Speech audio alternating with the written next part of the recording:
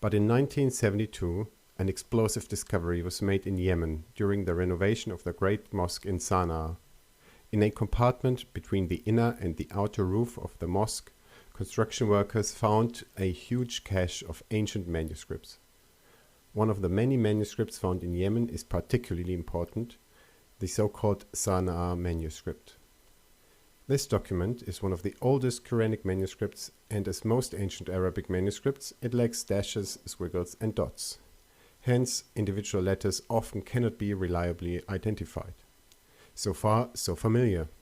Yet, unlike every other Quranic manuscript ever found, the Sana'a manuscript does not follow the same text type. Words and letters are in many places different to the Quranic texts we are familiar with. This has dramatic consequences to our understanding of the origins of the Quran. We can visualize this by looking at Surah 40, verse 3.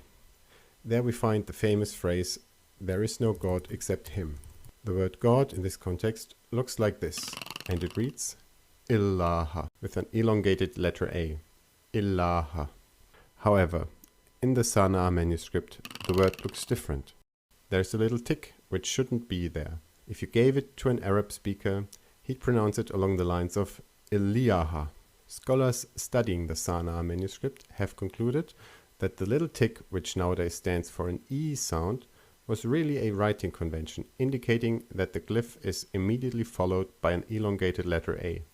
It is therefore a different way of writing Illaha, which makes sense in the absence of dashes, squiggles, and dots, which nowadays indicate that an elongated letter A has to be included. This writing convention was eventually dropped, which is why we don't see the word Illaha written with a little tick in later manuscripts. At first glance, this doesn't sound like a major issue.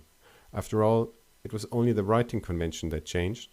The underlying word has always been the same, Illaha. Well, better hold your horses, because once scholars have become aware that this writing convention existed, they started looking for it elsewhere. And indeed, it does pop up again and again, unbeknownst to modern-day Arabic speakers who have long forgotten that this writing convention ever existed.